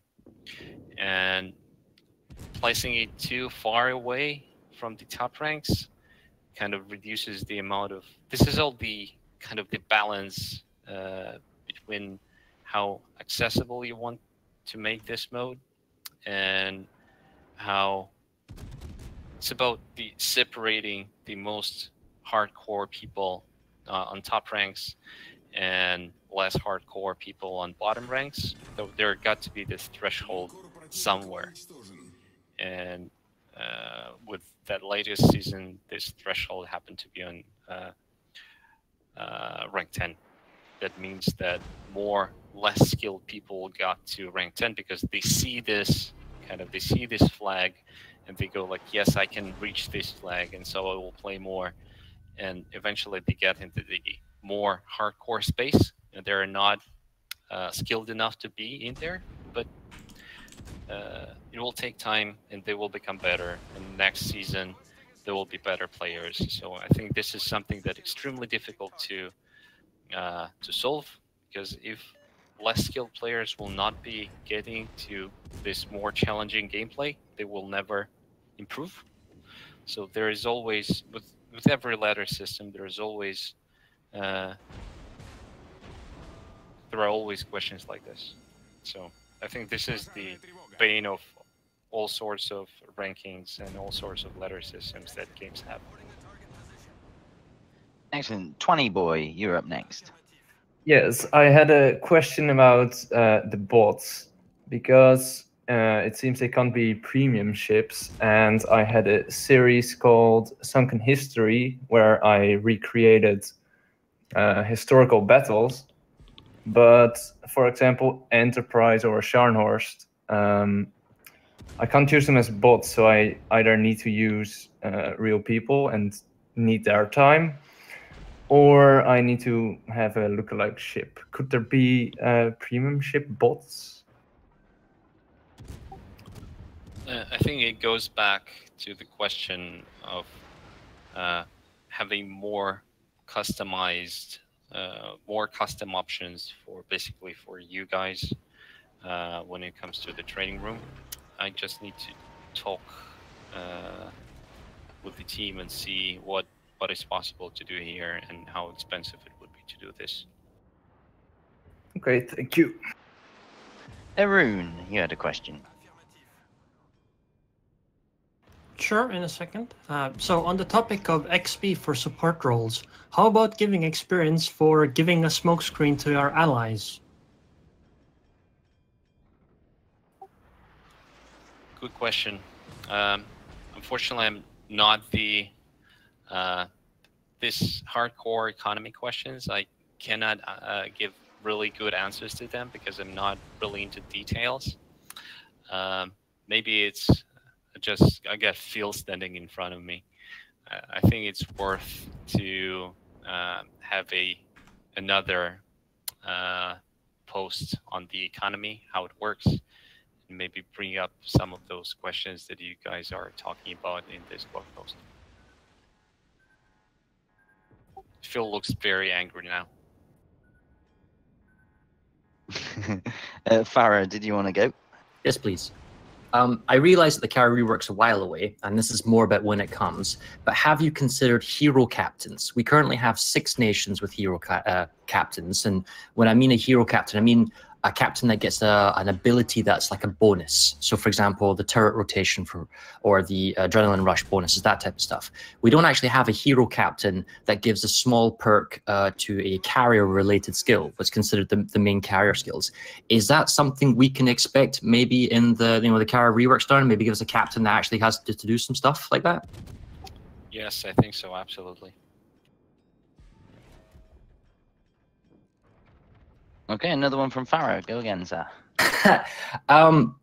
My question is, you currently, and it's not carrier related, so this is good. Currently we have AoE detection as a consumable. That's Hydro and Radar, and we have AoE stealth, which is smoke, right? Are there any interests or desires to introduce consumables such as an AoE heal? Like we had that in the Halloween event, or a rate of fire increase or a speed increase, not something that doesn't affect your ship, but can affect your friendly ships in that sort of supporting role. Buffs or even possibly nerfs. Is that something we might see in the future? Yes, I think so.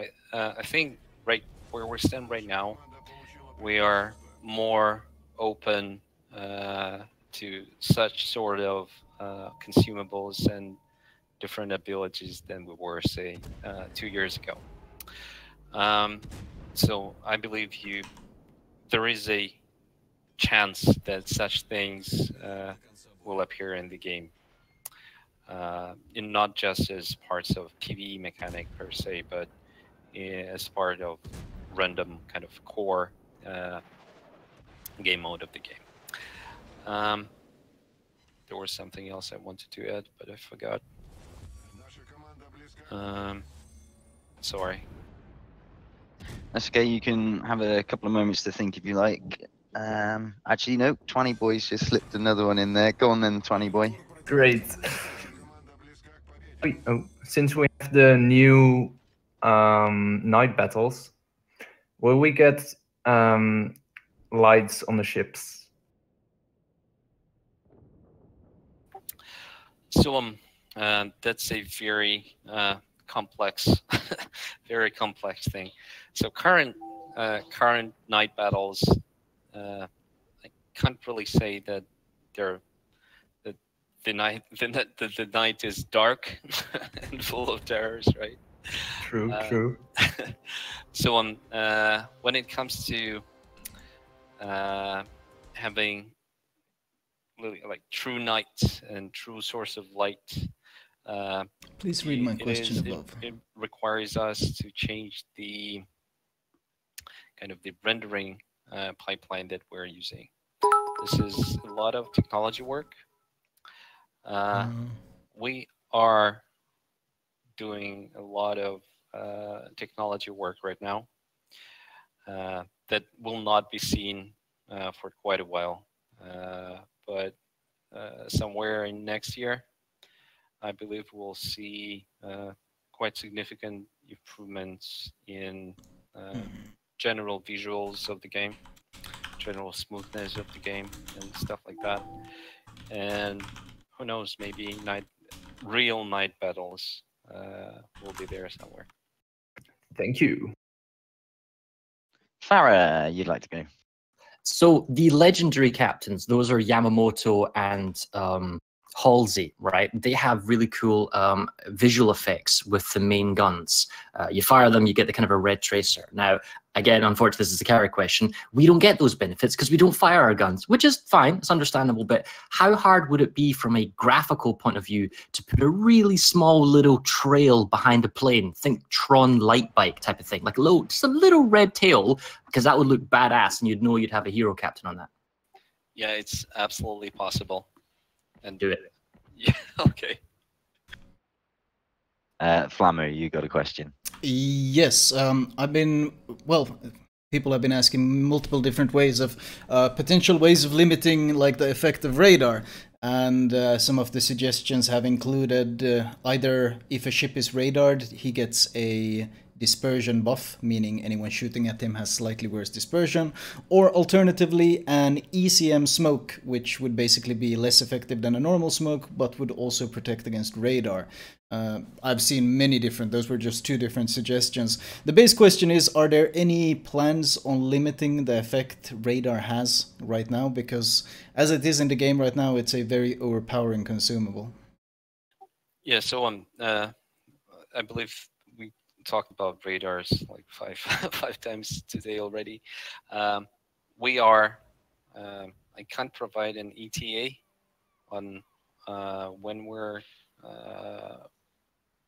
provide a radar countermeasure, but this is something that we're discussing. Okay, if there are no more questions here, I'm just going to leave it a couple of seconds, see if there's another question that pops up. No, I think we're all done, guys. So I'd like to thank... Can I ask one question? There it is. Go on, mate. Yeah. Go on. I'm being asked in chat that will players be rewarded for previous ranked or clan battle seasons with steel? Yes. Yes, they will. Okay, cool. Okay, we're back on the train. Come on, Farah, hit us with it. With ranked rewards, we've noticed a sort of repeating chain. You get two ranked flags, signal things. Then you get a ship, the Flint. Then another flag. Then you get the black. Then another flag. And then you get the fancy camos. Then another flag, which is the Jolly Roger 5.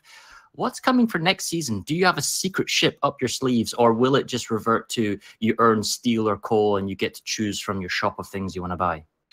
Yeah, this is basically one of the, not the only one, but one of the reasons why we've decided to introduce the shop is that this ranked reward system and this multi-season ranked reward system or clan reward system is getting out of hand. It's really complicated. So instead of this, to make things easier to digest and easier to understand, you'll be getting this high tier currencies as rewards for clan battles, for rank battles, and we'll be able to spend them the way you want with a variety of... May I make a recommendation? Sure, please. So the most expensive ship is probably going to be something like the Stalingrad. Why don't you triple the cost of the Stalingrad and then release the Kitakami? Ah, nice one. Thank you for your suggestion. Nice try. Nice try. Even I woke up after this. Right, chat. Gulag. Last chance, chat. Right, Oh. I think. Go on. Well, one question that I actually agree with a lot is: are they gonna make cyclones a bit more user friendly for cruisers who are not equipped with radar, or for example gunboats? For if you get a cyclone in a Kaba, it feels like you're just gonna exit the port because, well, it's not gonna be a fun time. And a lot of other ships too. Yeah, like a lot of ships, basically the game goes to exit the port status as soon as a cyclone hits. Just one sec. I'm checking up with Arthur on things that we have announced already.